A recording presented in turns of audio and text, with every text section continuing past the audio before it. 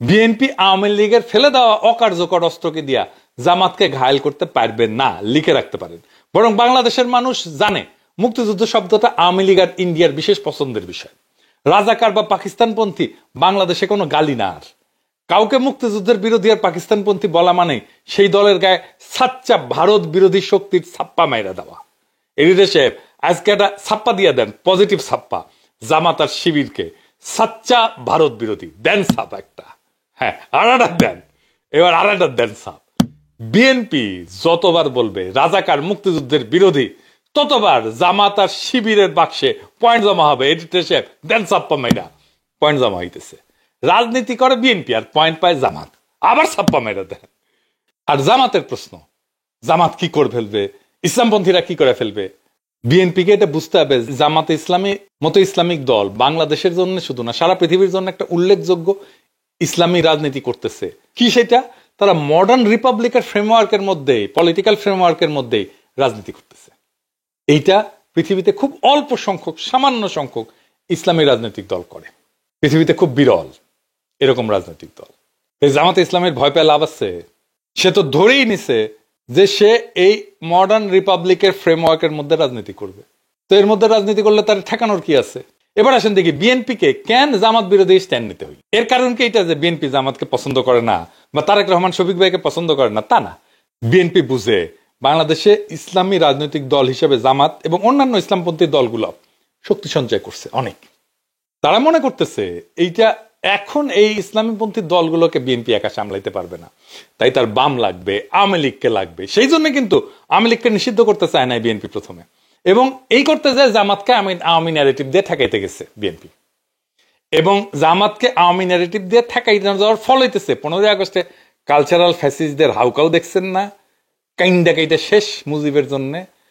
আওয়ামী লীগ ছাত্রলীগের ঝটিকা মিছিল বড় হওয়া দেখতেছেন না। এর দায় বিএনপির মুক্তিযুদ্ধ মারা নেই। বিএনপি যত বেশি মুক্তিযুদ্ধ হবে, আওয়ামী লীগ তত বেশি শক্তিশালী হবে নানা ফ্রন্টে, লিখে রাখেন। তাহলে বিএনপির এই শঙ্কা দূর করবে কে? এই জন্যই তো বিএনপি গণপরিষদে ভোট করতে চায় না, কারণ মনে করে গণপরিষদে ভোট কইরা যদি আমরা সংখ্যাগরিষ্ঠতা না পাই, সংবিধান যদি ইসলামপন্থীরা বানায় ফেলে তাইলে কি হবে? সেই জন্য 72-এর সংবিধান বাতিল চায় না। ওর সমস্যাটা তো ওইখানে। আবার ভাবে ইসলামপন্থীরা ক্ষমতা এসে যদি ইসলামী রাষ্ট্র বানায় ফেলে তাহলে কি হবে, সরকার ব্যবস্থা কি হবে? এটা নিয়ে সবাই ঐক্যমত হয়েছে যে সংসদীয় পদ্ধতি চলবে। আমি বলি আপনারা লিখে রাখতে পারেন, এই সংসদীয় পদ্ধতি ফেল করবে। 50 বছর পরেও যদি আমার ভিডিওটা দেখেন কেউ, তাহলে এই কথা সত্য হবে, তখন বুঝবেন আমি 50 বছর আগে এই কথা কয়ে গেছিলাম যে এটা ফেল করবে।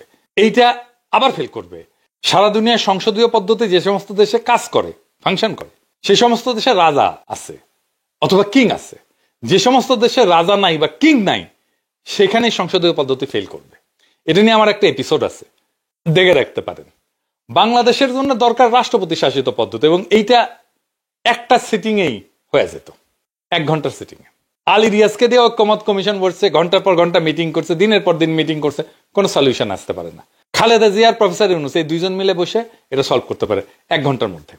আর্গুমেন্ট কি হবে? আর্গুমেন্ট হচ্ছে প্রফেসর ইউনূস বলবে যে ম্যাডাম আপনি বলেন যে বাংলাদেশের ইতিহাসে সবচেয়ে ভালো সময় কোনটা ছিল, কোন সরকারের সময় ছিল, যেই সরকারের উপরে জনগণের বিপুল সমর্থন ছিল, দেশের সমৃদ্ধি হয়েছে, মানুষ শান্তিতে ছিল। কোন সময়টা? একটা অল্প সময়, সেটা হইতেছে জিয়াউর রহমানের শাসনামল। তাহলে জিয়াউর রহমান কেন এত ভালো করছে? অনেক ওনার ক্যাপাসিটি আছে, কিন্তু তারপরে ওনার ম্যান্ডেটটা ছিল কি? ম্যান্ডেট ছিল সংবিধান। তাহলে জিয়াউর রহমান যেই সংবিধানের ম্যান্ডেট নিয়ে ওই সময় একটা স্বর্ণযুগ আমাদেরকে উপহার দিছে, ওই সংবিধানটাকে চালু করি, তাহলে তো রাষ্ট্রপতি শাসিত পদ্ধতি চলে আসে। আমি আজকে কোন রাজনৈতিক দলের সবচেয়ে শক্তিশালী অবস্থানটা কি হইতে পারে সেটা আলাপটা আমি আজকে করবো না, পরে কোনো একদিন করা যেতে পারে। আজকে যে আলাপটা করব সেটা হইতেছে যে বিএনপির রাজনীতির ভুলের কারণে, ভুল রাজনৈতিক স্ট্র্যাটেজির কারণে পয়েন্ট পাইতেছে জামাত ইসলামী। এটা একটা মহা একটা তামাশার কথা। রাজনীতি করতেছে বিএনপি আর পয়েন্ট পাইতেছে জামাত ইসলাম। কেমনে আসেন একটু বুঝে দেখি। আপনারা দেখতেছেন বিএনপি আর জামাতের মধ্যে বৈরিতা। বিএনপি কি জামাতের সমালোচনা করতে পারবে না? অবশ্যই পারবে। জামাত কি বিএনপির সমালোচনা করতে পারবে না? অবশ্যই পারবে। কিন্তু বিএনপি কি সমালোচনা করতেছে? বলতেছে জামাত স্বাধীনতা বিরোধী, রাজাকার, পাকিস্তানপন্থী। আওয়ামী লীগ তো এই একই কথা বলে জামাতকে ঘায়েল করতে চাইছিল, তাই না? পারছে? ঘায়েল করতে পারে নাই। তাহলে একই অস্ত্র দিয়ে বিএনপি পারবে? পারবে না। কারণ কি? কারণ মুক্তিযুদ্ধ যদি একটা ফুটবল লিগ হয় আওয়ামী লীগ সেই লীগের ফার্স্ট ডিভিশনের আনবিটেবল চ্যাম্পিয়ন। 1971-এ বিএনপির জন্মই হয় নাই। রাজনৈতিক দল হিসেবে 1971-কে পুরোপুরি ওন করা বিএনপির পক্ষে সম্ভব না। জিয়া অনেক বড় মুক্তিযোদ্ধা হইলেও জিয়া মুক্তিযুদ্ধের মাঠে কখনোই মুজিবকে অতিক্রম করতে পারবে না। জিয়া নিজেই স্বাধীনতার ঘোষণা দিয়েছিলেন মুজিবকে মহান নেতা বাইনা। বিএনপি মুক্তিযুদ্ধে ফুটবল লীগের সেকেন্ড ডিভিশনের প্লেয়ার। তাই আওয়ামী লীগ জামাতের বিরুদ্ধেই ক্যাম্পেইন করে রাজাকার বইলা পাকিস্তানপন্থী বইলা যে পয়েন্ট পাইছে তার অর্ধেক পয়েন্টও বিএনপি পাবে না। বিএনপির যারা অ্যান্টি ইন্ডিয়ান ভোটার তারা বিএনপি থেকে মুখ ঘুরাই নিতেছে। এখন এমন অবস্থা হয়েছে জামাত যদি ইন্ডিয়ার সাথে হাত মিলায়ও তাও পাবলিকে ধরে নেবে জামাত অ্যান্টি ইন্ডিয়ান। মাথায় মাল থাকলে জামাতকে তার রাজনীতি নিয়ে এমন ভাবে ঘাপানো যায় যে জামাত একটা কথা বলতে পারবে না, আওয়াও করো খালি। আমার জামাতের খুব স্পষ্ট ক্রিটিক আছে, সেটা 71 প্রশ্নও আছে, আপনারা শুনছেন। ওই আমার এক ভিডিও আছে 2013 সালে, সেটা মাঝে মাঝে আপ করে। যাই হোক, ওইটাতে আমি যাব না। মুক্তিযুদ্ধ প্রশ্নকে টাচ না কইরাই আমি জামাতের খুব শক্ত ক্রিটিক করতে পারবো। আসেন সেটা শুনে দেখি। তবে এখন অনেকে কইতে পারেন আপনি তো শিখে দিতেছেন, শিখুক। কেমনে পলিটিক্স করতে হয়, কেমনে আর্গুমেন্ট তৈরি করতে হয়, ন্যারেটিভ তৈরি করতে হয়, শিখুক না, অসুবিধে কি, ভালো তো। আসেন আমরা দেখি। প্রথম ক্রিটিক, জামাত তো 1971-এ মনে করেছিল যে পাকিস্তান রাষ্ট্রকে টিকায় রাখতে হবে, তাই না? খুব ভালো কথা, কোনো অসুবিধা নাই। কেন টিকায় রাখতে হবে? আর্গুমেন্ট কি? ওনারা বলেন যে কারণ ভারত যদি আজকে অখণ্ড ভারত থাকতো, সেই ভারতে সংখ্যালঘু মুসলমান কেমন নিপীড়িত হইতো তা তো আমরা আজকের ভারতকে দেখে বুঝতে পারি। নামাজ পড়া অবস্থায় পাশা লাথি দিয়ে তুলে দেয়, কান ধরে জয় শ্রীরাম বলায়, গরুর মাংস না গরু বহন করার অপরাধে পিটায় মেরে ফেলে, আপনার সম্পদ নিয়ে নিতেছে, আপনার মসজিদ ভেঙে ফেলতেছে, কিছুদিন পর পর জেনোসাইড করতেছে এক এক জায়গায়। তো জামাত তো এই যুক্তি দেয়, তাই না? খুব ভালো কথা। তো ভারতের সংখ্যালঘু হিন্দু, দলিত আর মুসলমানরা যখন পাকিস্তান আন্দোলন করতেছে, আপনারা জামাতরা কেন তার বিরোধিতা করলেন? আপনারা তো পাকিস্তান আইডিয়াকেই মানেন নাই, তার বিরোধিতা করছেন। তো সেই পাকিস্তান রাষ্ট্রকে রক্ষা করার জন্য 1971-এ দিওয়ানা হইলেন কেন? 47-এ পাকিস্তান আন্দোলনের বিরোধিতা করে কি ঠিক করছিলেন? যদি পাকিস্তান না হইতো তাহলে তো বাংলাদেশ হইতো না। আর পাকিস্তান না হইলে যে ভারতের মুসলমানরা দুর্দশায় পতিত হইতো, সেটা কেন আপনার 1947-এ বুঝলেন না? আজ বুঝতেছেন। তখন তো জিন্নাকে সাপোর্ট দেন নাই, তার বিরোধিতা করছেন। আজ বাদ দেন, ভুল করছেন একটা। 1950 সালে ভূমি সংস্কার আইন হইতেছে, পাকিস্তান হয়ে গেছে, জমিদারি প্রথা উচ্ছেদ করা হবে। এই আইনের প্রাতিষ্ঠানিক নাম ছিল পূর্ববঙ্গীয় রাষ্ট্রীয় অধিগ্রহণ এবং প্রজাস্বত্ব আইন 1950। এর মূল উদ্দেশ্য ছিল ব্রিটিশ আমলে প্রবর্তিত 1793 সালে চিরস্থায়ী বন্দোবস্তের ফলে সৃষ্ট যে জমিদার, এই জমিদারে উচ্ছেদ করে দেওয়া।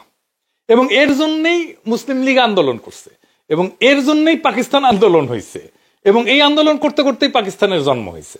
তো মওদুদী সাহেব 50 সালে এই ভূমি সংস্কার আইনের সরাসরি বিরোধিতা করলো, জামাত ইসলামও করলো। তো এই ভূমি সংস্কার অন ইসলামিক এটা বলতেছেন উনি, মানে এটা ইসলাম মতে এটা সহি আছে।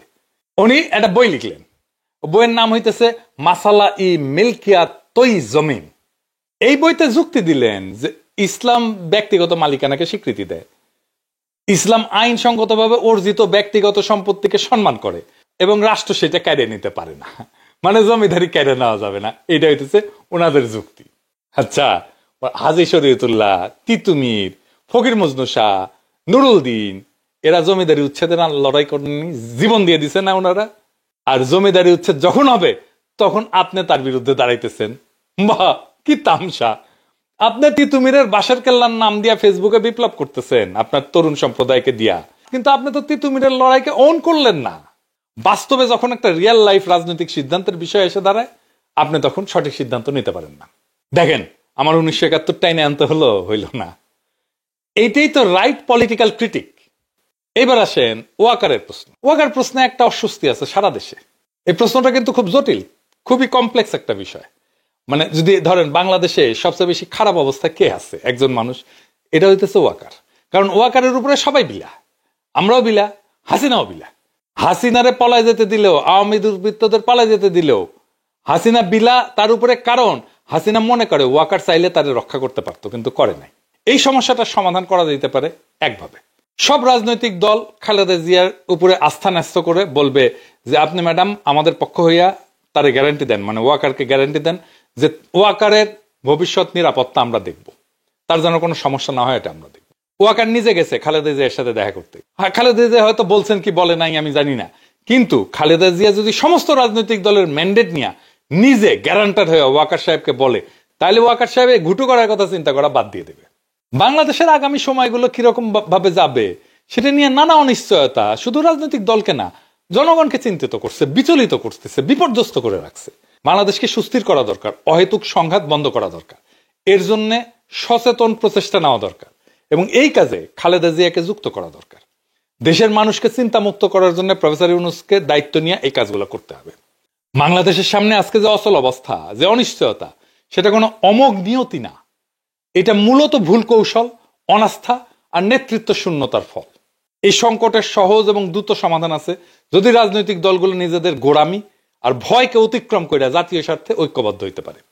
ফ্যাসিবাদ বিরোধী শক্তিগুলোকে এমন একজন মুরব্বীর পেছনে দাঁড়াইতে হবে যার সিদ্ধান্তকে সবাই নির্দ্বিধায় মেনে নেবে এবং যার গ্যারান্টিতে সবাই আস্থা রাখবে।